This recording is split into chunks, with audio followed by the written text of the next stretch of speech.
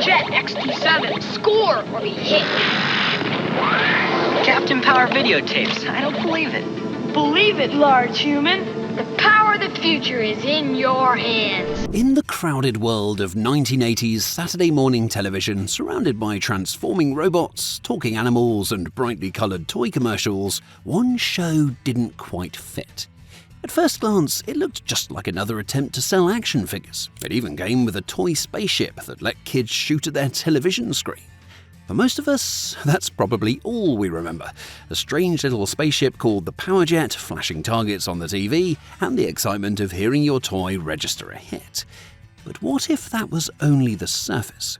What if the toy was actually hiding one of the darkest and most ambitious science fiction stories ever made for television? A story about war, fascism, trauma, artificial intelligence, and the price of survival. Looking back today, it's almost impossible to believe Captain Power and the Soldiers of the Future was marketed to children at all. This wasn't simply another toy commercial, it was a post-apocalyptic war drama disguised as one. Now, to understand why Captain Power was so unusual, you first have to remember what television looked like in 1987. Toy companies had discovered a formula that practically guaranteed success. Create an exciting toy line, build an animated television series around it, and let the merchandise do the rest. Transformers, G.I. Joe, He-Man, and dozens of others had proven just how profitable that strategy could be. Mattel wanted its own blockbuster. Instead of making another cartoon, though, the company took an enormous gamble. Captain Power was a live-action science fiction series packed with special effects that pushed television technology far beyond what most kids' programming attempted. And even more ambitious was the interactive toy line built around it. The XT7 Power Jet wasn't just another plastic spaceship. During certain moments in each episode, flashing targets appeared on the television screen, and kids could aim the Power Jet and fire infrared signals at those targets, earning points as they watched the show. And even more impressive, the television could shoot back. I know.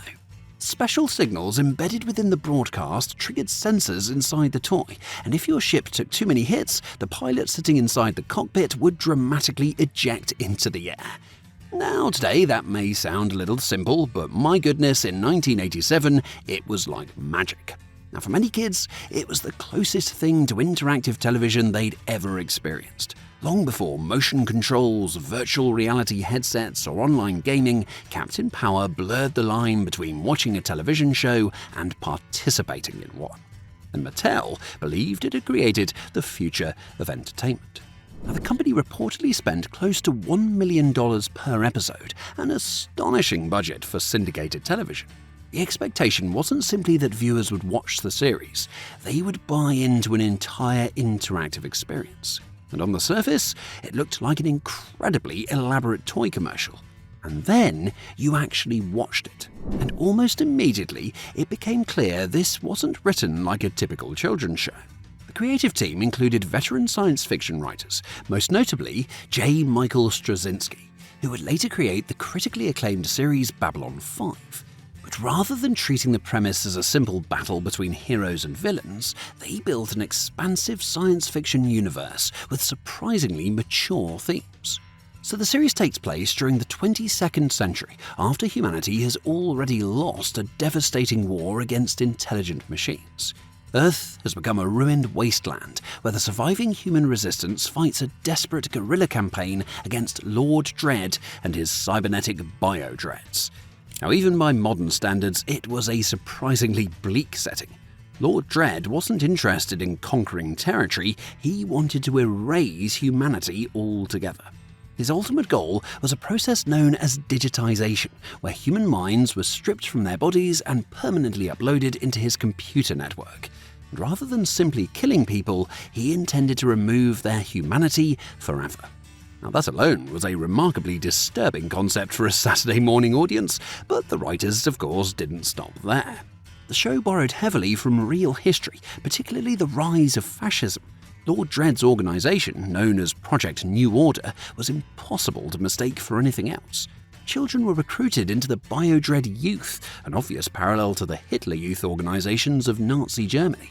Instead of relying on cartoon villains shouting about world domination, Captain Power explored indoctrination, propaganda, and how authoritarian governments manipulate entire generations. And one of the series' strongest characters reflected those themes perfectly. Jennifer Pilot Chase had once belonged to the Biodread youth herself before escaping and joining the Resistance. But rather than pretending her past never happened, the show made it central to her character. She struggled with guilt, questioned her own decisions, and constantly fought to redeem herself. Now, that kind of emotional complexity was almost unheard of in children's television. The series also refused to sanitize war. People didn't simply disappear after explosions. Heroes were captured, tortured, betrayed, and killed. Ordinary civilians weren't always brave. Many collaborated with Lord Dredd simply because they were terrified. Every victory came with real consequences, making the Resistance feel genuinely desperate. And even the dialogue stood apart from other Saturday morning shows. Characters occasionally used language like damn or go to hell, something networks usually avoided in children's programming. And then came the finale. Now, even today, it remains one of the boldest endings ever attempted in family television. As Lord Dredd launches an overwhelming assault on the Resistance headquarters, Jennifer Chase makes the ultimate decision. Knowing escape is impossible, she remains behind to activate the self-destruct system, sacrificing herself so Captain Power and the others can survive.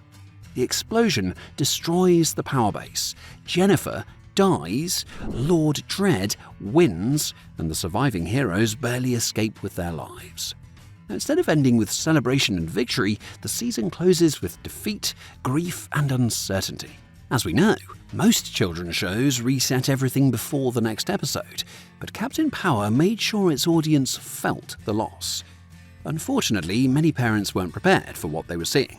Organizations concerned about television violence criticized the series almost immediately. Some argued it contained far too much combat for children. Others believed combining an expensive interactive toy with a television program blurred the line between entertainment and advertising in uncomfortable ways. The National Coalition on Television Violence became one of the show's loudest critics, claiming violent acts occurred at an astonishing pace throughout each episode. The controversy made headlines. Meanwhile, Mattel faced another problem. The production was incredibly expensive.